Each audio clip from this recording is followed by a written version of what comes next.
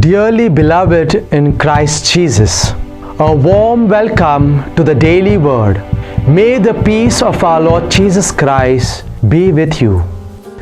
In the church, there is a special concern for the poor. We see religious men and women make a radical option to live among the poor, stay among them, and reach out to them in Christ's name.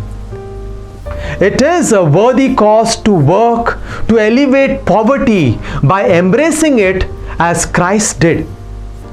However, a note of caution. There is more to religion than service. Mother Teresa, we are told, would happily send her missionary sisters of charity only to places where there was possibility of daily Eucharist and communion. The service to the poor and the marginalized is indeed a noble mission, but not an end. Service not at the expense of religious commitment. A time and place for the due worship of Jesus is primary and is our first priority.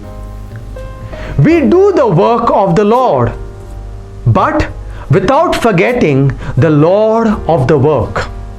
In the Gospel, we hear about anointing of the feet of Jesus by Mary, and the house was filled with the fragrance of the perfume. Real love cannot think of any other way to give than to give one's very best. Mary's noble action, her best offering, tickled Judas's love for the poor. Was it a real love or pretense? The Gospel puts it in the parenthesis. Judas said this not because he cared about the poor, but because he was a thief and he kept the common purse and used to steal what was put into it. The shrewd calculator of money estimated at once the price of the perfume to be 300 pieces of silver. It is a large sum of money. It took 10 months' wages to make 300 pieces of silver. Ironically, the fact is that Judas agreed to have Jesus betrayed to death for 30 pieces of silver.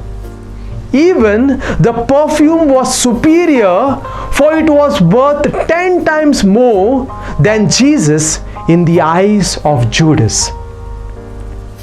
Love is an expression of the heart and does not always correspond with the cold logic of the mind. And in religion, there is room for extravagance. Mary's anointing sprung from her heart and not from the intellect. The Lord took notice of it and affirmed it. May we give the best to the Lord as an expression of our love and service as Mary did. Let us pray. God our Father, give us your grace that we may remain open to your word. Lord Jesus, help us to do the Father's will just as you did. Holy Spirit, be our guide and companion on our way. Amen.